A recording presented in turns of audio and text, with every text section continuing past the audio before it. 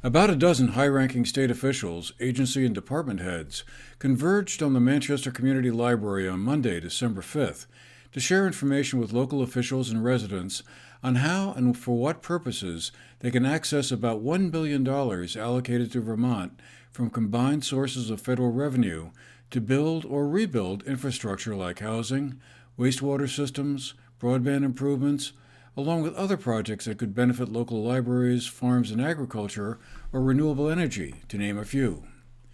The well-attended meeting, the second one in several the government officials are planning to make across the state, was a chance to hear directly from the officials who will ultimately sign off on those proposed projects, and for questions to be asked and answered. Lindsay Curley, the Secretary of the Education of Commerce and Community Development, got the meeting started. I'm here with a lot of folks from the team from Governor Scott's administration, and as hopefully you all know, we're here to talk with you all about the ARPA funds that have come our way, and we're trying to make sure that we can get them all into this region. But really, we have a real desire to understand what it is that you feel are maybe barriers that you have to trying to access this federal money. What are gaps that you're looking to have filled that maybe we haven't considered, additional resources that maybe you're looking for, but things that we aren't thinking of. We can go through that as we start to go around the room. But our goal here is not to talk at you.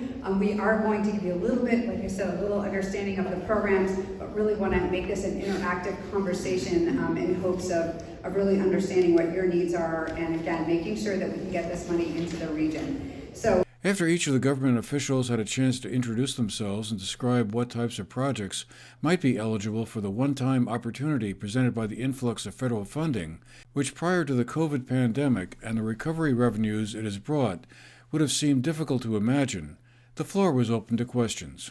So I want you guys to help us find a creative way to invest now, maybe with ARPA or infrastructure funds, so that we can make money in the future. We welcome 13 million people to our state every year. We should be the leader in, let's say, green tourism.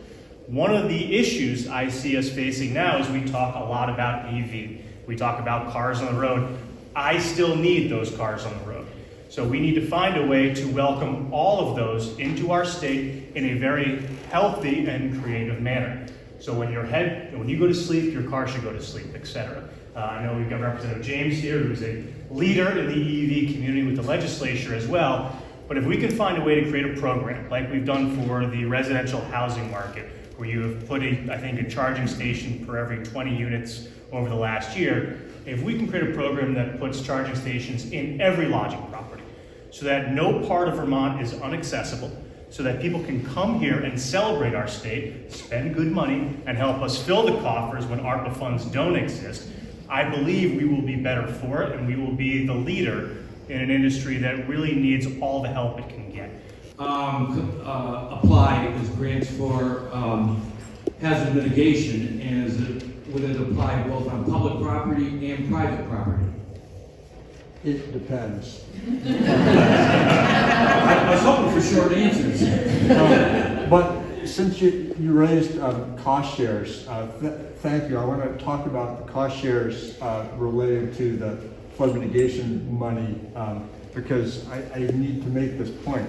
There has never been and will never be a better moment for communities to address their flooding risk, because ordinarily the federal money comes with a 25% non-federal share, which is a heavy lift for small communities. Under the current HMGP funding, it's 90% federal share. And under the Flood Resilient Community Fund, it's up to 100%. Free money, essentially, for communities that want to undertake flood mitigation projects right now. Is one of the things we've had in our Comprehensive Economic Development Strategy since, I think, 2012, was that when we first did it? 2014. Was trying to do a wastewater capacity assessment, not only for our region as a whole, but for each town, because it would really help us make the case. If we could say to the towns, like in the absence of community scale wastewater and water systems, you will get zero affordable housing at scale. you will get zero economic development or even kind of business revitalization benefit, because you just do not have the capacity on site in these villages to really do anything. You're kind of frozen in time. So if we actually had that data, that would be awesome. Our problem is, like, the Economic Development Administration and other entities won't fund that. And it's more than what we can do in-house. We could use existing data to really just pull that information together and tell the story in enough detail that it could really help the public understand what the limitations are. So that could be something I think could be done relatively quickly on a town-by-town and then ultimately regional basis, and then that would give us the data to go out and tell the story for people who don't know what I mean when I say affordable housing at scale. Doug Farnham is the Deputy Secretary of the Agency of Administration, where he helps provide administrative and support services to all Vermont state government agencies and departments. So one reason we're out here connecting with all of you is we want more diversity in who's applying to our programs. The biggest problem we have today is that we need more applications, and at this point, basically, in a lot of the programs, if you apply and you qualify, you know, you're gonna have a really good chance of getting applied. We're not having to make a lot of decisions.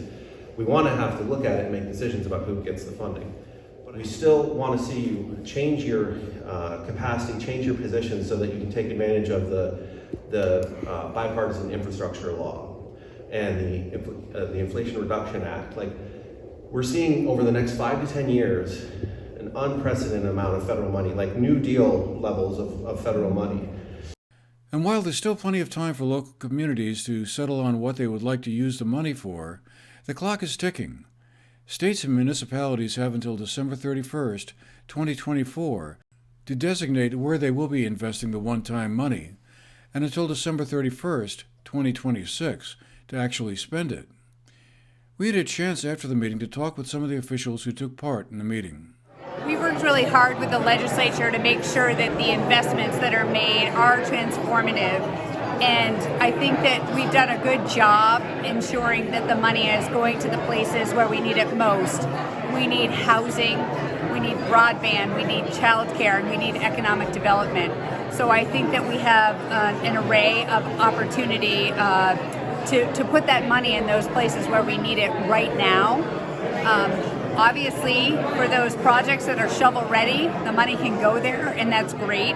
Unfortunately, there are areas of the state that don't have projects that are shovel ready, and what we're doing is we're trying to travel around and help those regions make sure that they have access to the money so that they can also create those transformational projects to make sure that their regions are set up now and into the future to make sure that they can really come out of this pandemic stronger than ever. So we're feeling good about it, but we have a lot of work to do.